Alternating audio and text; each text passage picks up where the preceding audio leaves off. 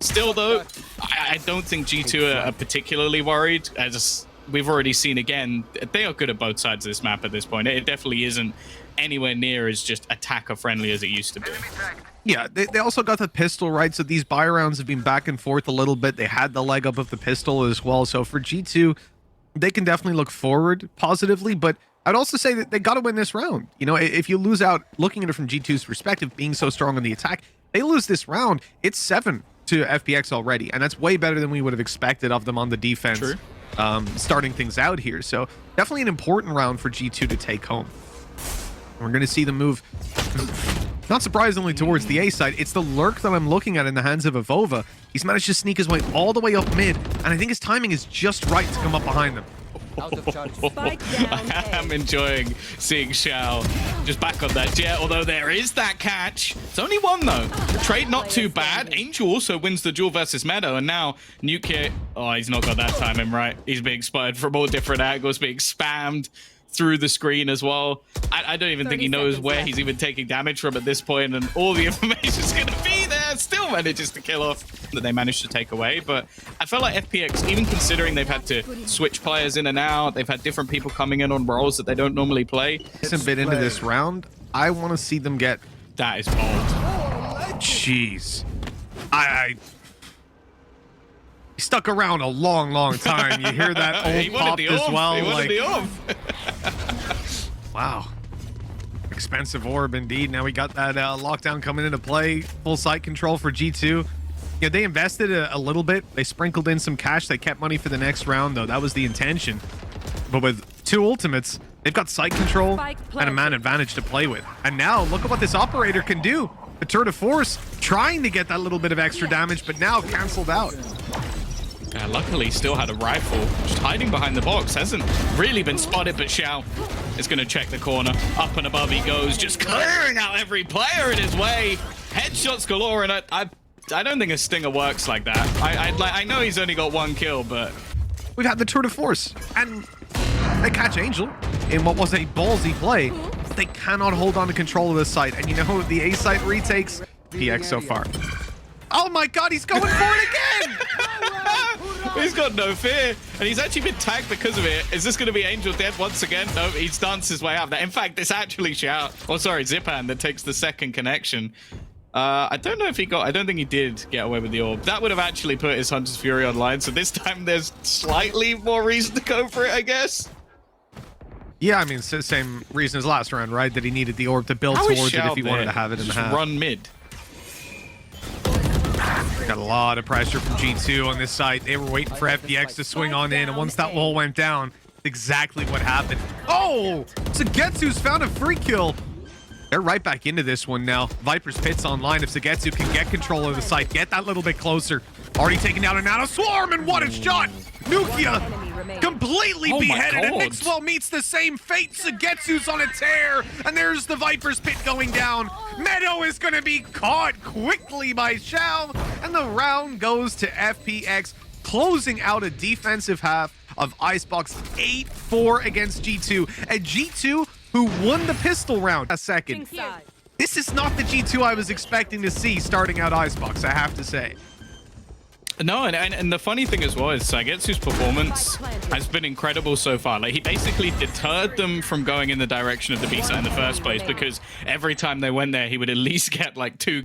Back in beta, the Xiao show was something that we just love to see. And even when he picked up your Sova, he was still dealing the damage. But this guy, he's just too clean. Why would you nerf him? Now, I obviously understand when there's so many players on this team that can pick up that mantle, especially Artis, but man, it's good to see Xiao getting the work done. Plant coming through for FPX, and another kill as well. This is looking like a convincing pistol for the attackers. G2 are going to have to do a damn good job of retaking. Yeah, I don't even know if there is a way back into this. They're standing out in the open just as almost like a layered defensive this site. I don't even know if they're going to get a kill at this point. Nuke is trying to fight back, and whoa, he'll get 1. That is all. FPX utterly dominating, and that's one of the things with playing against G2, at least in recent times. How much do you think they've practiced with this 5-man? know what I mean? How many days? With this exact 5-man? 5. Maybe 6. You know, how many days has Artis been ill? That's how many days. Are you including the match that they played? Yes. Okay, I am. That's a practice. Maybe that's an extra day. That's practice. Yeah, it's absolute. Oh, there's the barrel. Oh. We can see the barrel, Mixwell. Oh. Did anyone see the barrel, guys? Obviously, they're a little bit preoccupied. This could be day. Stop looking up. Stop looking up. You can see your barrel. Hey, sometimes you just don't realize how big it is. You can see it's just sticking up the top, dude. It's so big. No one saw it, though. You know what? It's fair play. No one clipped that out of context. I just don't want you to do that. Don't clip it out of context. But either way, not much to defend this A site. A couple of rotations already coming through. Mixwell, he's on the flank. He wants a headshot here. Well, he's going to get it in the end site. Get 2 falls, but Xiao is very quick to trade. And this actually leaves the B site completely open, but, well, that's not really knowledge that is currently there for FPX. 30 seconds left. Oh, they're going to grab the kills anyways. I mean, just the weaponry advantage that they've got to play with makes it so tough. Or does it? I mean, they're making it look easy on the defensive side. Rushing back in. Batty G, though, does a good job picking up one. Nukia, frenzy in hand. Batty G's low, though. Never mind. 10 rounds on the board for FPX. It's a little closer than they would have liked, that's for sure. It's one of those players where I feel like all the different trials, all the different teams that he's played for, I think everybody's just been hoping he doesn't get picked up by a team. I am going to be ashamed of our scene. I'll tell you what, if FPX have signed him as a stand-in as well, they're just rubbing their hands together. They've already got... That phone's ringing right now. It's just like zeros getting added on every day. It's just been so huge. Zipan's down right away, though, so we're going to need a hero for FPX to step it up. Pistol in the hands of Angel. Lots of disadvantages to play with. And Hoodie's only good for the 1. Plants might at least be secured, but they're looking to take Batty G down right afterwards. Good punish by Angel, but they'll be dealt with as well. And this is just really nicely played by G2. Pretty much every engagement they go into, again, they're able to trade. They're catching off these FPX players as they're, you know, trading out map control for their lives, essentially. Well handled to put a 5th on the board. But that was a round that they needed to look that good in. The is on that side of the map, so it'll be interesting to see how is actually played by FPX, if they're going to try and put pressure on that side, or if they're just going to look to try and wipe out the rest of the players who, at the moment at least, Mitch, seem to be trying to aggress into mid. I think G2 can count themselves lucky that I think Xiao might have sneezed. He missed that shot on mid, and he burned up his dash as well. Early round, starting out pretty well for G2 in that sense, because they should be a man down. Yeah, again, you're going to start to see the drone look to clear out some of these positions, and this is where those 2 middle players will end up leaning in to support Mixwell. I said, like, if you can isolate him at some point, this becomes a lot more difficult, but because they're playing so heavily into mid, the rotations are now here to support. The shot not landed by Hoodie. The recon through to the back. It's not going to pop any of them in time. Mixwell's already gone down. G2, they revealed themselves. In fact, that's a little bit awkward.